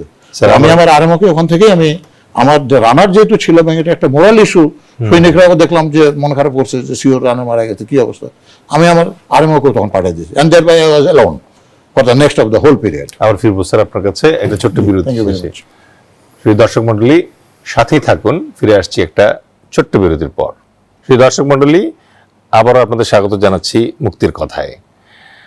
কর্নেল মহসিন, এই যে ঘটনাটি আমরা মন্ত্রমুগ্ধের মতো শুনলাম, যে আমাদের পদুয়ার ঘটনা এবং পদুয়ার ঘটনার থেকে বড়ইবাড়ির ঘটনা, এবং এই ঘটনা দুটোর মাধ্যমে আসলে ভারতের কাছ থেকে আমাদের সীমান্ত সংক্রান্ত ব্যাপারে কি ধরনের মেসেজ পাই আমরা? ধন্যবাদ।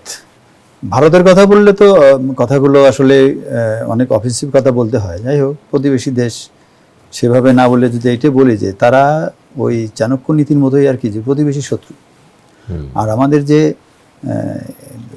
অ্যাডভার্সলি পজেসড যে ল্যান্ডগুলো আছে, সেই ল্যান্ডের কাতারে কিন্তু পদোয়া পড়ে না। আমি পদোয়া নিয়ে একটু কথা বলছি কারণ অনেকের সাথে আমি কথা বলেছি।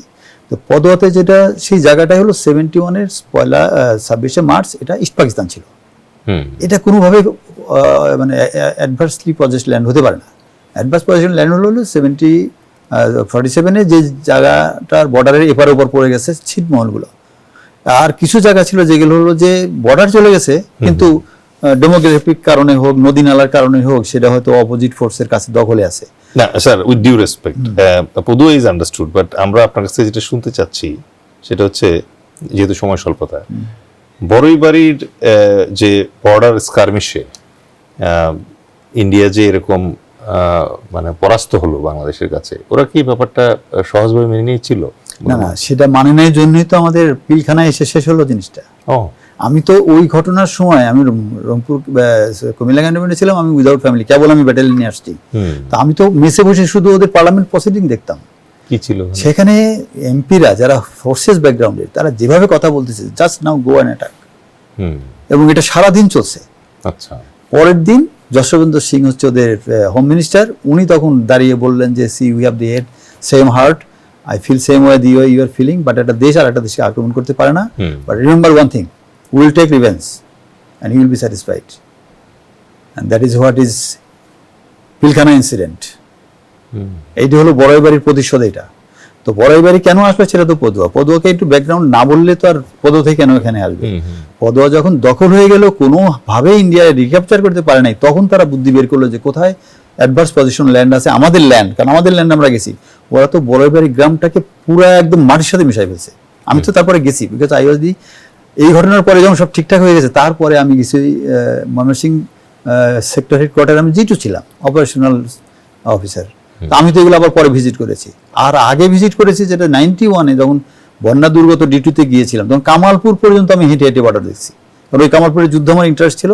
আর এই জায়গায় আমাকে ওই যে এলাকার যে ছিলেন এমপি গোলাম হোসেন, উনি আমাকে, সে ফৌজি লোক, উনি আমাকে নিয়ে নিয়ে এটা দেখায়, ওনার বাড়ির পাশেই আর কি সেই ইয়েটা। রৌমারীতে নাকি ক্যান্টনমেন্টও ছিল বা রৌমারী ক্যান্টনমেন্ট ছিল 71-এ জিয়াউর রহমানের। এটা তো ইতিহাসই দেখি না আমি। এখানে যে একটা ট্রেনিং স্কুল মতো পেয়েছি, একদম স্টপ বাট পেয়েছি, যেখানে রাইফেল দিয়ে শুটিং প্র্যাকটিস হয়। ট্যাক্সও তুলতেন। হ্যাঁ, আর স্কুলের গায়ে লেখা ছিল, যেটা আমি হেডমাস্টার আমাকে বলছে, যে রৌমারী ক্যান্টনমেন্ট বাংলাদেশ সেনাবাহিনী। জিয়াউর রহমান ওয়াজ দি সেন্টার কমান্ডার দেয়ার। তো ওই সময় তো উনি ট্যাক্সও কালেকশন করছে ওই জায়গায়, এগুলো তো এলাকার লোকজনের কাছে শুনেছি। আমি পদুয়ার কথা একটু বলেই শেষ করি, আসে আমার এখানে একটু কথা আছে, যেটা হলো যে পদুয়াতে ওরা এরকম না পেরে ওরা তখন ডিসিশন নিছে বড়াইবাড়ি আক্রমণ করার জন্য। এটা তো অ্যাবাউট 80 কিলোমিটার এরিয়াল ডিস্টেন্স। ওটা হচ্ছে মেঘালয়ের সেক্টরের মধ্যে ডাউকি ব্যাটালিয়ন হেডকোয়ার্টার ছিল, আর এটা হচ্ছে তুরা হেডকোয়ার্টার। তুরার সাথে আমার কাউন্টার পার্ট ছিল ময়মনসিংহ সেক্টরের। এদের যখন মিটিং হয়েছে, আমি সেক্টর পর্যায়ে কোনো মিটিং হতো না, আমি যোগাযোগ করে করে শেষ পর্যন্ত আমি সেক্টর মিটিং করছি, ব্যাটালিয়ন মিটিং করেছি। ওইখানে ওদের সাথে কথা বলে অনেক রকম সুন্দর সুন্দর ইয়ে পেলাম। আমি বললাম, আচ্ছা তোমরা এত লোক গেলা, তো এই কি হয়েছে ওরা শোনেন, আমাদের আমরা যাই যখন সবাই মদ খায়, ওই যে যাতে বলতেছে যাচ্ছে আর কি, তার কোনো হুঁশ জ্ঞান নেই, ওরা যুদ্ধ করবার জ্ঞান নেই। আমাদের তো মিলিটারি ট্রেনিং, আর মিলিটারি ট্রেনিং না হলে বড়ইবাড়ি বিওপির আশপাশে 25 মিটারের মধ্যে যখন আসে তখন না ওপেন করছে। এই যে আমরা শিখাই যে ধৈর্য ধরো, শত্রুকে আরো কাছে আসতে দাও, আর লিডারশিপ ম্যাটার্স। যেহেতু উনি বলতেছে যে আমি যাওয়া পর্যন্ত তোমরা কিন্তু জায়গা ছাড়বা না, এটা যাতা ব্যাপার না। 6 ফুট লম্বা একটা লোক, উনি যখন গেছে ওনার পাশে তো ওয়্যারলেস এন্টেনা ছিল। ওই যে রানার মারা গেছে, রানার তো না, this fire was on him, উনি মারা যায়নি, আল্লাহ বাঁচাই দিছে। তো এই যে উনি ওখানে যাওয়ার পরে যে পুরো পাশার দামটা চেঞ্জ হয়ে গেল, এবং ওরা আমাকে এইটাই বললো, তুরার যে সেক্টরের অফিসাররা, তারা বললো যে আসলে তো আমাদের বেশি ক্ষতি হয়েছে তার কাটা বেড়া দিয়ে ইন্ডিয়া ফেরার সময়, কারণ এর কাছে ছিল এমজি, 800 মিটার হচ্ছে তার রেঞ্জ, একবারে এম করে মারছে ওইখানে এরিয়া টার্গেটে। সবাই ক্যাজুয়ালিটি হয়েছে, কিছু মারা গেছে, যেগুলো ডেড বডি ওরা নিয়ে গেছে। বাট ইয়ে হলো যে ওরা যখন বলে যে আমাদের কাছে যখন ওরা আসছে যে এটা দখল করতে হবে, তখন আমরা বলছি ভাই আমরা তো আর কোনো ল্যান্ড বাংলাদেশের কাছে হারিনি, তোমরা হারছো, তোমরা দখল করো। ফলে ব্যাটালিয়ন 2IC ডেপুটি কমান্ডান্ট বলে, আরো 2 জন অফিসার ছিল ওই বড়বাড়ি দখলের ফোর্সে, সেই ফোর্সের ওই অফিসার 3 জনই মারা গেছে। এবং এইটাই আমার সেক্টরে, আমি আমার আগে জিটু ছিলেন, সেক্টর 2IC ছিলেন, ওনারা এই ডেড বডিগুলো হ্যান্ড ওভার করার সময় ওনাদেরকে যে ওই মহিলাগুলো জামা কাপড় পর্যন্ত ছিঁড়ে ফেলছে, যে why did you kill my husband, এরকম অবস্থা হয়েছে এখানে। তো ময়মনসিংহের জিটু ছিলাম, আবার রংপুরেরও জিটু ছিলাম আমি। ফলে আমি এই রংপুর সাইডটাও আমার মনে আছে যে কিভাবে এখান থেকে, যে কাদের মারা গেল, কাদের হচ্ছে 22 রাইফেল ব্যাটালিয়নের সৈনিক, ওরা তো নেক্সট ডেতে হাজির হয়েছে, ওই মারা গেছে। কাদের বাড়ি আবার হচ্ছে মুক্তাগাছা। তা আমি যখন রংপুরের ময়মনসিংহে জিটু ছিলাম, তখন এই ফ্যামিলি আমার কাছে গেছিল। কাদের বোনের বিয়ে দিলাম, ওর একটা ছেলেকে চাকরি দিয়ে কাদের বাবাকে আমি যতটুকু পারছি সাহায্য করছি, এবং কাদের বাবা আমাকে ফলো করতে করতে রংপুর সেক্টরে চলে গেছে। আমি চেষ্টা করেছি এই ফ্যামিলিকে হেল্প করার জন্য। তো এই 2 জায়গার জিটু হওয়ার কারণে আমি কিছু কিছু বিষয় ওদের কাছ থেকে আমি শুনতে পারছি যে কেন ঘটনাটা এরকম হলো, কেন তোমরা এরকম করলা, কেন তোমার দরকার কি পড়ছে। যাই হোক, তারপরে যখন আমি আবার রংপুরে আসলাম, তখন এগুলো কাগজপত্র অন্যান্য জিনিস দেখলাম যে এটা, এবং আমার তখন মনে পড়লো যে আমি 91-এ ওইখানে ছিলাম, রৌমারীতে গিয়েছিলাম বন্যা দুর্গতদের সাহায্যের জন্য। তখন আমার কাছে এটা ধরা পড়লো যে এই জায়গাটা হলো জামালপুর ব্যাটালিয়নের, অথচ জামালপুর ব্যাটালিয়নের এরিয়ার মধ্যে পড়ে, কিন্তু এটার ফোর্স হচ্ছে রংপুর ব্যাটালিয়নের। তো ওইখানে যে কোম্পানি কমান্ডার, সে বললো যে স্যার আমরা তো বিডিআর লোক, আমাদের আর কে আক্রমণ করবে। তখন আমি জিওসিকে আমি আনাইছি যে কোনো ইয়েতে ভিজিট করার জন্য, আর জিওসি ছিল কুড়িগ্রামের লোক, উনি আগ্রহ নিয়ে আসছে। ওনাকে আমি বুঝাতে সক্ষম হয়েছিলাম স্যার এর ব্যাটেল অফ অরব্যাট হওয়া উচিত রংপুর, এই কারণে। বলে তুমি একটা চিঠি দাও, আর ওই যেসব ম্যাপের উপর আমি ওনাকে ব্রিফ দিছি, উনি ওটা নিয়ে গেছে। এবং পরে 10 বছর পরে তো এই যুদ্ধটা হলো, এই মাঝামাঝি সময় মানে বছর পাঁচেকের মধ্যে অরবিট চেঞ্জ হয়েছে, সাবার ডিভিশনের আন্ডারে গেছে, পরে মনে হয় ময়মনসিংহ হতে ময়মনসিংহ, আমি স্যার ভালো জানবি এটা ময়মনসিংহের আন্ডারে চলে গেছে, যখন নতুন ডিভিশন হয়েছে। আর বিডিআর হয়েছে জামালপুর ব্যাটালিয়ন আন্ডারে চলে গেছে। ফলে উনি আসছে, আদারওয়াইজ উনি আসতেন না, রংপুরি ব্যাটালিয়ন আসতো, 1 দিন লেগে যেত, এদিকে সব শেষ হয়ে যেত। আমরা এই জায়গাটায় আরেকটা জায়গায় আসবো, সেটা হচ্ছে যে বিডিআর এর সৈনিকরা তো এখানে যে বীরত্ব প্রদর্শন করেছে তাতে কোনো সন্দেহ নেই, কিন্তু ওই সময়টাতে পলিটিক্যাল গভর্নমেন্ট যারা ছিল তারা এই বিডিআর এর যে বীরত্ব অনগ্রাউন্ডে বিডিআর সৈনিকদের এবং বিডিআর কমান্ডার যারা ছিল ইনক্লুডিং ডিজি, আসলে এটা কতটা মূল্যায়িত হয়েছে বলে আপনি মনে করেন? শুনেন, এটা মূল্যায়িত হবে কি, যখন পদোয়া আর এটা নিয়ে একটা মানে পরিস্থিতি সৃষ্টি হয়ে গেল, এদিকে ওরা দখল করে আছে, এদিকে এরা এসে মার খাইছে, তখন তো ইন্ডিয়া নেগোসিয়েশনে আসতে বাধ্য হয়েছে। সেই নেগোসিয়েশনে আওয়ামী লীগ গভর্নমেন্ট যখন ছিল তারা বলছে তোমরা ওই পদোয়া ছাড়ো, এটা নিয়ে তো অনেক সেন্টিমেন্টাল ঘটনা ঘটছে। পদোয়া ছাড়তে বলছে আমাদের অফিসারদেরকে, ওখানে ছিল মেজর আবুল কালাম আজাদ, সে বলে মরে গেলেও যাবো না এখান থেকে, কিছুতেই যাবো না, প্রাইম মিনিস্টার বলুক আর যাই বলুক।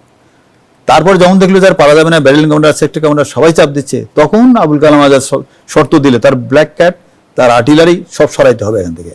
তারপরে কারণ আমরা এখান থেকে মাথা তুললে তো মেরে ফেলবে, তারপরে তারা এগুলো সরাইছে। এটা 22 তারিখ পর্যন্ত বিডিআর এর দখলে ছিল পদোয়া বিএপি। এই 22 তারিখের মধ্যে কিন্তু রৌমারিতে ঘটনা ঘটে গেছে এবং তারা কিন্তু খুবই অ্যাগ্রেসিভ ছিল, আমাদের সৈনিকদের মেরে ফেলতো। তো যাই হোক, ওরা সেফলি বাংলাদেশে ফেরত আসছে। আর এখানে যে স্যার যেটা দেখছেন, এবং আমিও এখানে আগে এবং পরে 2 বারই তো গেছি, যুদ্ধের আগেও আমি ওই এলাকা দেখেছি। আমি যাচ্ছি বড়বাড়ি এলাকাটা, বর্ডার পিলার সবই ইন্ডিয়ার, আমাদের বিউপিটা শুধু বাংলাদেশের মধ্যে, 0 লাইনে বিউপিটা, একবারে বেশি ইয়েতে না। আর ওই পারের হলো যে একটা মাঝখান দিয়ে একটা নদী, তারপরে কাঁটাতারের বেড়া দেখা যায়, একটা গেট, ওই সোজাসুজি ওটি দিয়ে ঢুকছে, ওটি দিয়েই বাইরে হচ্ছে। এবং এই সৈনিকগুলো কিন্তু চেনে না জায়গাটা, কারণ তারা আসছে হচ্ছে সেই ইয়ে থেকে, এই মেঘালয় থেকে। তো এই সমস্ত কারণেই কমান্ডের সমস্যা ছিল। তারপরে ওরা তো ওই যে বললামই, যারা মদ খায় তারপর তাদের যুদ্ধে যায়, তো ওই সময় তো কিছুক্ষণ পরে আর খেয়াল থাকে না। ওরা কিন্তু চার্জেসে চারদিক থেকে এনসার্কেল দেখছে, ওরা একদিক দিকে আসছে, তখন ওখানে তো ব্যাপক ফায়ার হয়েছে। ফলে ওইখান থেকে ফিরে আবার আর এক দিক দিয়েও বাম দিক থেকে আসছে, ওখানেও যাইতে পারে না, ওইখানে বসে পড়ছে, আবার পরে সামনে থেকে যাও। আমরা আবার ফিরবো আপনার কাছে। স্যার, আপনার কাছে একই প্রশ্ন, যে এই যে বীরত্বটা আমাদের সোলজার্স এবং বিডিআর এর কমান্ডার্সরা দেখালো, পলিটিক্যাল গভর্নমেন্টরা এই ব্যাপারটাকে কতটুকু ওন করেছে পরে? আচ্ছা, ওইটা স্যার বলার আগে আমি স্যারের কথা স্যার বলতে পারবেন না। স্যারকে যে কিভাবে চাকরি থেকে বের করে দিয়েছে, এত বড় একটা রিস্ক নিয়েছিলেন উনি, ওনাকে কিন্তু কোনো রকম না প্রমোশন না কোনো খেতাব কিছু দেওয়া হয় নাই। এটা হয় নাই যেটা বলতে থেমে গেছে, যে 2 জায়গার অবস্থার কারণে যখন বাংলাদেশ একটা মানে সমঝোতায় আসলো, তখন সমঝোতার মধ্যে কি হলো, ডিজিবিডিআর তারপরে কিছুদিন পরে বদলি করে দেওয়া হলো। উনাকে বদলি করে আবার কোথায় পাঠাইছে জানো? ওনাকে ওই পদতে পাঠাইছে। আচ্ছা, battalion commander of that Akhalia 40 না কত সেক্টর 22 উনি ছিলেন, ওনাকে ওইখানে পাঠাইছে আবার। তো ওই সময়ে বাংলাদেশ ইন্ডিয়ার যে সম্পর্ক আওয়ামী লীগ গভর্নমেন্টের কারণে, সেই কারণে ওনাদেরকে কোনো রকম স্বীকৃতিও দেওয়া হয় নাই এবং তারা সাহায্যই পায় নাই। কারণ আমি ওই সিপাহি কাদেরের ফ্যামিলি নিয়ে দেখছি, তারা কি টাকা পাইছিল, খুবই সামান্য, মানে ওর পেনশনে গেলে যেরকম একটা সুবিধা পাওয়া যায় ওইটুক, বিশেষ কিছুই দেওয়া হয় নাই। এবং দেওয়াই হয় নাই, ওনাদেরকে এক্সপোজও করা হয় নাই যে এটা ইন্ডিয়া অখুশি হবে এই সমস্ত, এটা ভেবে কিছুই হয় নাই। কিন্তু স্যারের কথা স্যার অত ওভাবে বলবে না, উনি যে ঝুঁকিটা নিচ্ছে এটা তো কেউ নিবে না, জীবনের ঝুঁকি নিয়ে উনি ওইখানে গেছেন। এবং এটার কারণ কি, সৈনিকদেরকে যে কথা দিয়েছিলেন যে আমি আসবো, বিডিআর সৈনিক এমনি আমাদের উপর এত আস্থায় রাখে না, একজন ব্যাটালিয়ন কমান্ডারের তো ওইখানে যাওয়ার প্রশ্নই ওঠে না। উনি বড়জোর 7 মাইল পিছনে যে রৌমারি কোম্পানি হেডকোয়ার্টার, ওইখানে থেকে যুদ্ধ করার কথা ছিল, উনি উনার ব্যাটালিয়ন হেডকোয়ার্টার থেকে করতে পারতেন, উনাকে কিন্তু কেউ বাধা দিত না। বাট এখন তো স্যার আবার সাব কুমির ছাড়ার কথা বলছে। আপনি কি মনে করেন যে বাংলাদেশ যে বর্ডার ফোর্স আছে এখন, যারা বিজিবি, তাদের জন্য কোনো সাজেশন অথবা রেকমেন্ডেশন আপনার আছে কিনা? অবশ্যই রেকমেন্ডেশন আছে। এখন যারা আছে, প্রথমেই যে আমাদের কাজটা করা উচিত ছিল, যে আমাদের প্রতিবেশী দেশ যেভাবে তাদের ইয়েগুলি চিন্তা করে, এই যে তারকাটার বেড়া দিয়েছে তারা, সেই আজকে না, এটা কবেকার কথা। তারপরে কত রকমের তাদের এই যে ক্লোজ সার্কিট ক্যামেরা, সার্ভেলেন্স, সবকিছু তাদের আছে। তারপরে এই যে বর্ডার রোড, চারপাশে কমিউনিকেশন, তাদের পুরা কমান্ড স্ট্রাকচার। আমাদের বিডিআর যেমন কমিউনি কমান্ডাররা হলো জেসিও, ওই সময় তাদের কোম্পানি কমান্ডারে ছিল Officer. অফিসার, এবং সে একজন ওই আইপিএস টাইপের অফিসার, পাক্কা কোয়ালিফাইড। বিএসএফ একটা আলাদা ক্যাডার ওখানে, দে আর হাইলি কোয়ালিফাইড। একটা ব্যাটালিয়নে ওখানে একটা কোম্পানি যদি কোম্পানি কমান্ডার থাকে, তার আন্ডারে আবার নিশ্চয়ই কোম্পানির টয়েসিও থাকবে। বিডিআর ব্যাটালিয়নে যেখানে 5 জন অফিসারই অথরাইজ থাকে, হয়তো এক্সিও থাকে, আর একজন ডিএডি, একজন কোয়ার্টার মাস্টার, একজন 3-4 জনের বেশি থাকে না, 5 জন থাকার কথা হলো।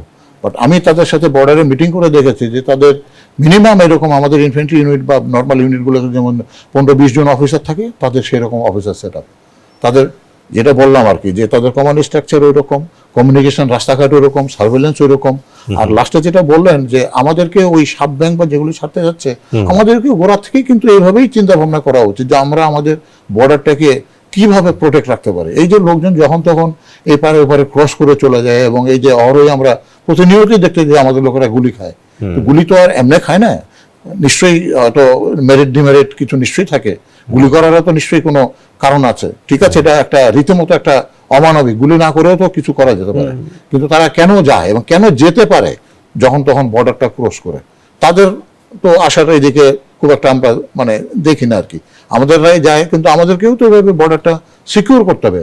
লোকের ক্ষেত্রে কেন ওরাও যেন না আসতে পারে আমাদের। আচ্ছা, আর একটা কথা বলি যে এই বড়াইবাড়িতেই যদি আমাদেরও যদি এরকম তার কাটার বেড়া থাকতো, বা সিকিউরিটি বা ক্যানেল ট্যানেল এই সময় যদি সিস্টেম থাকতো, ওরা যেমন তার কাটার বেড়া ঠিকই ছিল, ওরা কিন্তু তার কাটার বেড়াটা ওখানে এরকম কেটে আসছে তারপরে, অর্থাৎ এটা প্ল্যান রয়েছে।